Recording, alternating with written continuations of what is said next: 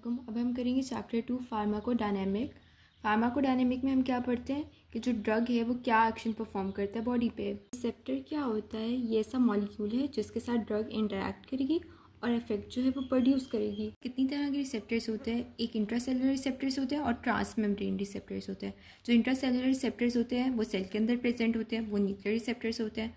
और जो transmembrane receptors होते हैं वो लाइगेंड हीटेड आयन चैनल्स होते हैं, जी प्रोटीन कपल्ड रिसेप्टर्स होते हैं और रिसेप्टर काइनेस होते हैं। एग्जाम्पल और इसका मैकेनिज्म ऑफ एक्शन क्या होता है? जो हमारे पास लाइगेंड होता है ना, बाकी रिसेप्टर के साथ बाइंड करता है और क्या करवाता है, आयन चैनल्स को ओपन करवा देता है। आयन्स अंदर आते हैं, या तो वो डीपोलराइजेशन करवा देते हैं या हाइपर पोलराइजेशन करवा देते हैं और सेलुलर इफेक्ट जो है वो प्रोड्यूस होता है। इसमें हमारे पास न्यूरोट्रांसमीटर्स आ जाते हैं जिसमें निकोटीन है, एसिटाइलकोलिन, सेरोटोनिन और गैबा आ जाता है। ठीक है, उसके बाद अब करेंगे टाइप 2 जी प्रोटीन कपल्ड रिसेप्टर्स। जी प्रोटीन कपल्ड रिसेप्टर में क्या होता है कि हमारे पास 7 ट्रांस मेम्ब्रेन सब यूनिट्स होते हैं। जीएस में क्या होता है, जब ड्रग आके बाइंड करती है तो क्या होता है कि जो अल्फा यूनिट होता है उसके साथ जीडीपी बाइंड होता है, तो जीडीपी रिलीज़ हो जाता है, जीटीपी आके उसके साथ बाइंड कर जाता है। जो अल्फा है वो जाके एक्टिवेट करवाएगा एडिनाइल साइक्लेज को, कन्वर्ट करेगा एटीपी को सीएमपी में, और जो सीएमपी है वो क्या करवाएगा, वो सीएमपी प्रोटीन काइनेस ए जो कि सीएमपी डिपेंडेंट है उसको जाके एक्टिवेट करवाएगा। काइनेस क्या करता है, फॉस्फोराइलेशन करवाता है, तो ये क्या करवाएंगे, फॉस्फोराइलेशन करवाएंगे प्रोटीन की और सेलुलर रिस्पॉन्स जो है वो प्रोड्यूस करेंगे। जीआई क्या करते हैं, वो सीएमपी लेवल कम करवा देगा तो सेलुलर रिस्पॉन्स नहीं आएगा, इसी वजह से जो जीआई है वो इनहिबिटरी है। जीक्यू क्या करता है, जीक्यू जब ड्रग आके बाइंड किया, जीडीपी रिलीज़ हो गया, जीटीपी आके अल्फा के साथ बाइंड कर गया, उसने फॉस्फोलाइपेज सी को एक्टिवेट करवाया और फॉस्फोलाइपेज सी ने क्या किया, फॉस्फेटिडाइल इनोसिटोल 4,5 बिसफॉस्फेट की क्लीवेज करवाई और इनोसिटोल ट्राइफॉस्फेट और डायसाइलग्लाइसरोल बना। इनोसिटोल ट्राइफॉस्फेट ने क्या किया, एंडोप्लाज्मिक रेटिकुलम से कैल्शियम की रिलीज़ करवाई और डायसाइलग्लाइसरोल ने क्या किया, प्रोटीन काइनेस सी को एक्टिवेट करवा के फॉस्फोराइलेशन करवाई। प्रोटीन की काइनेस था ना तो फॉस्फोराइलेशन करवाएगा और ये क्या प्रोड्यूस करेंगे, सेलुलर इफेक्ट जो है वो प्रोड्यूस करेंगे। एग्जाम्पल क्या है, एड्रीनो रिसेप्टर्स और मस्कुरेनिक एसिटाइलकोलिन रिसेप्टर्स। ठीक है, रिसेप्टर काइनेस, इसमें क्या होता है, हमारे पास जो रिसेप्टर होता है उसका एक्स्ट्रा सेलुलर डोमेन होता है, इंट्रासेलुलर डोमेन होता है। जब ड्रग आकर उसके साथ बाइंड करती है तो क्या होता है, रिसेप्टर्स पास आ जाते हैं और इसकी जो इंट्रासेलुलर डोमेन है उसमें फॉस्फोराइलेशन होगी। जब उसकी फॉस्फोराइलेशन हो जाएगी तो वो सेलुलर रिस्पॉन्स प्रोड्यूस। बस एग्जाम्पल आ जाती है इंसुलिन, ग्रोथ फैक्टर, एएनपी और साइटोकाइंस। न्यूक्लियर रिसेप्टर्स क्या होते हैं, जिनके रिसेप्टर्स जो हैं वो न्यूक्लियस के अंदर प्रेजेंट होते हैं, जैसे स्टीरॉयड, विटामिन डी, नाइट्रोक्साइड और साइटोकाइंस। इनके रिसेप्टर्स कहाँ होते हैं, न्यूक्लियस के अंदर प्रेजेंट होते हैं। इन्होंने क्या करवाना होता है, हमारे पास जो डीएनए उस पर एक्ट करेंगे, डीएनए की ट्रांसक्रिप्शन करवाएंगे, ट्रांसक्रिप्शन से प्रोटीन सिंथेसाइज होगी और सेलुलर रिस्पॉन्स आएगा। इनर्ट बाइंडिंग साइट और रिसेप्टर साइट क्या होता है, जो इनर्ट बाइंडिंग साइट होती है ना वो ऐसा मॉलिक्यूल होता है जिसके साथ ड्रग जो है वो बाइंड करती है और उसके फंक्शन को चेंज नहीं करती है। फंक्शन क्या होता है कि वो ड्रग को डायरेक्टली कंट्रीब्यूट नहीं करने देता है कंसंट्रेशन ग्रेडियंट में। इस तरह ये इंपॉर्टेंट रोल प्ले करता है बफरिंग कंसंट्रेशन में। जैसे एग्जाम्पल एल्ब्यूमिन, एल्ब्यूमिन क्या करता है, उसको अपने साथ बाइंड कर लेता है, तो ये अपनी एक्टिव फॉर्म में तो नहीं रहेगी ड्रग, क्योंकि वो उसके साथ बाउंडेड होगी। रिसेप्टर साइट क्या होती है, जो रिसेप्टर का मॉलिक्यूल होता है जिसके साथ ड्रग क्या करेगी, बाइंड करेगी और ड्रग रिसेप्टर इंटरेक्शन होगा। इस ड्रग रिसेप्टर इंटरेक्शन की वजह से ड्रग एक्शन जो है वो इनिशिएट होगा। स्पेयर रिसेप्टर्स क्या होते हैं, जब हमारे पास बॉडी में ड्रग कंसंट्रेशन सफिशेंट अमाउंट में होती है ना कि वो प्रोड्यूस कर रही होती है मैक्सिमम इफेक्ट, तो जो बाकी रिसेप्टर्स होते हैं उनके साथ तो बाइंड करने की उसको ज़रूरत नहीं है, तो वो जो रिसेप्टर्स होते हैं वो ड्रग को बाइंड नहीं करते जब कंसंट्रेशन जो होती है ड्रग की सफिशेंट होती है टू प्रोड्यूस मैक्सिमम इफेक्ट। जो मैक्सिमम इफेक्ट है उसको ई मैक्स भी कहते हैं। रिसेप्टर्स में क्या होता है, केडी जो है वो EC50 से ज़्यादा होता है। EC50 क्या है, 50% मैक्सिमल ड्रग इफेक्ट। जो केडी है वो 50% बाइंडिंग होती है रिसेप्टर्स की ड्रग के साथ। ठीक है, अब आप यहाँ भी देख सकते हो केडी जो है वो ज़्यादा है EC50 से, ये यहाँ लिखा हुआ है। एगोनिस्ट क्या होता है, जब वो रिसेप्टर के साथ बाइंड करते हैं तो इफेक्ट जो है वो प्रोड्यूस करवाते हैं। फुल एगोनिस्ट क्या है, जब वो रिसेप्टर के साथ बाइंड करेंगे ना तो वो फुल इफेक्ट जो है वो प्रोड्यूस करवाएंगे। इनमें जो इंट्रिंसिक एक्टिविटी होती है इनकी वो इक्वल टू 1 है। 1 जो है वो मैक्सिमम इंट्रिंसिक एक्टिविटी है।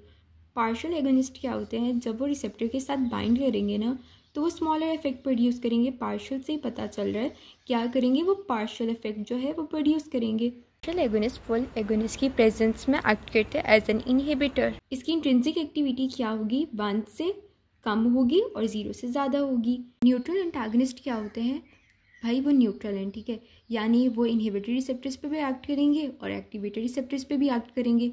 वो एंटागोनिस्ट है। एंटागोनिस्ट क्या करता है, वो एगोनिस्ट को बाइंड नहीं होने देता और वो क्या करवाता है, वो एक्टिविटी भी नहीं होने देता, ठीक है। जब एगोनिस्ट बाइंड नहीं होगा तो एक्टिविटी भी नहीं होगी। इसकी इंट्रिंसिक एक्टिविटी कितनी होती है, 0 होती है।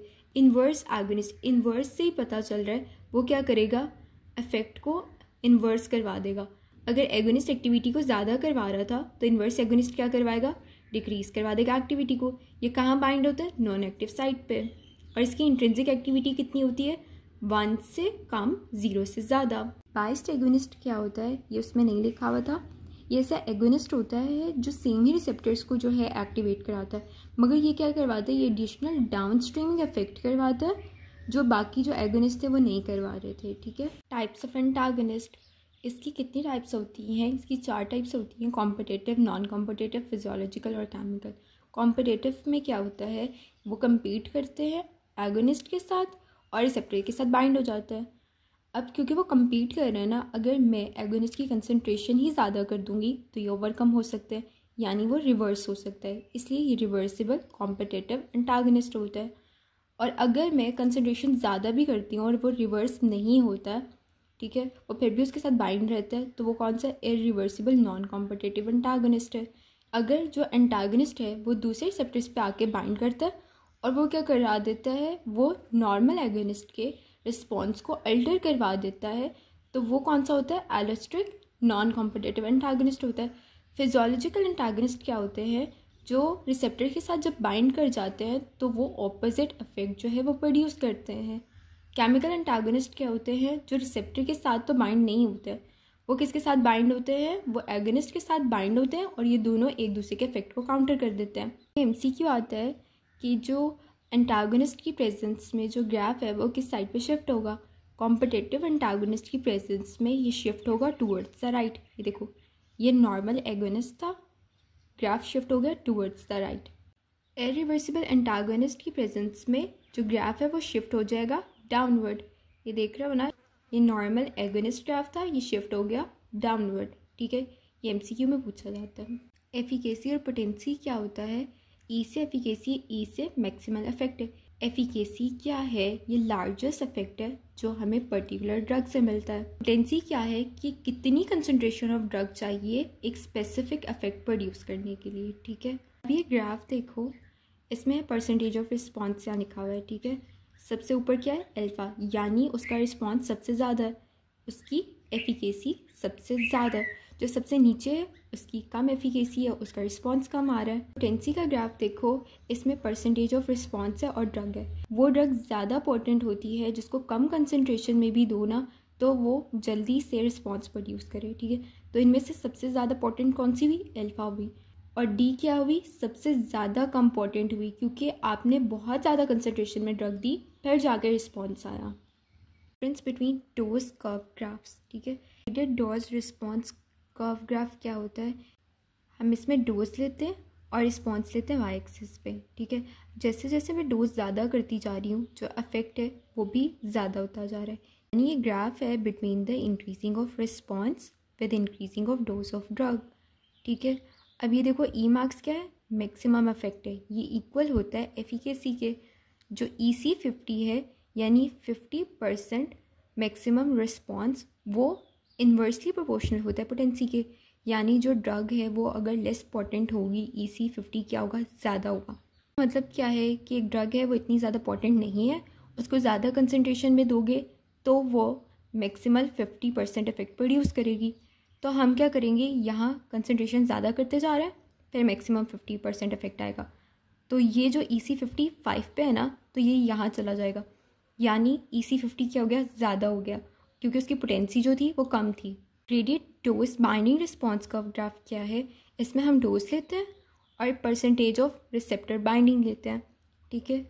अब जैसे जैसे मैं डोज ज़्यादा करती जा रही हूँ तो रिसेप्टर के साथ ज़्यादा ड्रग बाइंड होना शुरू हो गई। ये ग्राफ है between receptor bound by the drug with increase of dose of drug. B max क्या है? मैक्सिमम ड्रग रिसेप्टर बाइंडिंग, ठीक है। के डी क्या है? 50% जो रिसेप्टर्स हैं उनके साथ ड्रग की बाइंडिंग को के डी कहते हैं। ये इन्वर्सली प्रोपोर्शनल टू एफिनिटी होता है, यानी अगर एफिनिटी कम होगी तो के डी ज़्यादा होगा। अगर एक ड्रग की एफिनिटी इतनी ज़्यादा नहीं है तो आप उसकी डोज को ज़्यादा करते जाओगे। जब ज़्यादा करते जाओगे तो अभी के डी 5 है तो के डी 500 हो जाएगा, ठीक है। के डी ज़्यादा हो जाता है जब एफिनिटी कम होती है। क्वांटल डोज रिस्पॉन्स में ग्राफ होता है डोज और फ्रैक्शन ऑफ पॉपुलेशन के दरमियान।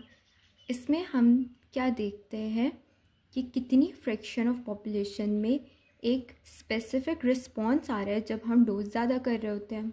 करेंगे लास्ट टॉपिक रिसेप्टर रेगुलेशन। ये इंपॉर्टेंट MCQ SCQ क्वेश्चन है, ठीक है। अगर आप एगोनिस्ट को फ्रीक्वेंटली या कॉन्टीन्यूसली देते हो ना, एगोनिस्ट क्या करता है? एक्टिविटी को ज़्यादा करवा देता है। तो जब वो एक्टिविटी को ज़्यादा करवा देता है तो डिसेंसिटाइजेशन हो जाती है। शॉर्ट टर्म के लिए क्या होता है, जो रिस्पॉन्स होता है वो ख़त्म हो जाता है, कम हो जाता है। इसको हम टेकीफाइलेक्सिस कहते हैं, ठीक है। और क्या होता है कि अगर आप डोज को ज़्यादा भी करते हो तो भी कोई इफ़ेक्ट नहीं आता। देखो, आप एगोनिस्ट को ज़्यादा करते जाओगे तब भी तो कोई इफ़ेक्ट नहीं आना, ठीक है। तो ये MCQ पूछा जाता है कि अगर आप डोज को ज़्यादा करो तो क्या ये ठीक हो जाता है? नहीं होता है। टॉलरेंस क्या है? जब आप कोई ड्रग जो है वो काफ़ी टाइम से ले रहे हो ना, जब उसका प्रोलॉन्ग्ड एडमिनिस्ट्रेशन करवा रहे हो तो उसका रिस्पॉन्स ग्रेजुअली डिक्रीज़ होना शुरू हो जाता है। अब एक स्पेसिफिक डोज पे आपको इफेक्ट नहीं आएगा, मगर क्या है, अगर आप डोज को ज़्यादा करवा दोगे तो इफेक्ट आएगा। यानी इसको ट्रीट कर सकते हो जब आप डोज को ज़्यादा करवा दो। डाउन रेगुलेशन और अप रेगुलेशन क्या होता है? जब आप एगोनिस्ट का कॉन्टीन्यूस एक्सपोजर कराते हो तो क्या होता है, लॉन्ग टर्म के लिए रिसेप्टर नंबर जो है वो रिड्यूस हो जाते हैं, क्योंकि ना जब एगोनिस्ट आके बाइंड करता है तो बहुत सारा जो इफेक्ट है वो प्रोड्यूस हो रहा होता है। तो जो उसके रिसेप्टर्स होते हैं ना वो इंटरनलाइज होना शुरू हो जाते हैं। इस वजह से हम लोगों को लॉन्ग टर्म रिडक्शन मिलती है। टेकीफाइलेक्सिस और डाउन रेगुलेशन में डिफरेंस क्या हुआ? इसमें यही डिफरेंस हुआ, टेकीफाइलेक्सिस में शॉर्ट टर्म रिस्पॉन्स जो है वो कम हो रहा था, डाउन रेगुलेशन में लॉन्ग टर्म रिस्पॉन्स कम होता है। अप रेगुलेशन क्या होता है? जो फार्माकोलॉजिकल एंटागोनिस्ट होते हैं ना, उन्होंने काफ़ी टाइम से रिसेप्टर्स को ब्लॉक किया होता है। तो जब रिसेप्टर्स एक्टिवेट होते हैं ना तो वो बहुत ज़्यादा सेंसिटिव हुए होते हैं टू एगोनिस्ट। तो क्या होता है, जो डाउन रेगुलेशन में सारे रिसेप्टर्स जो थे इंटरनलाइज्ड हुए थे ना, वो सारे रिसेप्टर्स जो है वो सरफेस पे आ जाते हैं, यानी इंक्रीज हो जाता है नंबर ऑफ रिसेप्टर्स। इसको कहते हैं अप रेगुलेशन। ये टेकीफाइलेक्सिस की एग्जांपल है, ये टॉलरेंस की एग्जांपल है, ठीक है। डेफिनेशन बुक से ही करना क्योंकि वो एज इट इज़ MCQ में आती है। टेकीफाइलेक्सिस इसकी एग्जांपल है एफिड्रीन, नाइट्रोग्लाइस्ट्रीन। इसकी एग्जांपल है बार्बिचुरेट और एथेनॉल। याद रखना, जो टेकीफाइलेक्सिस है उसमें भी रेपिटेटिव एक्सपोजर होता है एगोनिस्ट का, और डाउनस्ट्रीम में भी रेपिटेटिव एक्सपोजर होता है एगोनिस्ट का। अगर टेकीफाइलेक्सिस में शॉर्ट टर्म के लिए रिस्पॉन्स डिक्रीज़ हो जाता है, इसमें लॉन्ग टर्म के लिए रिस्पॉन्स डिक्रीज़ हो जाता है। और टॉलरेंस में क्या होता है, ग्रेजुअल डिक्रीज़ होता है रिस्पॉन्स में। और अप रेगुलेशन में रेपिटेटिव एक्सपोजर होता है एंटागोनिस्ट का।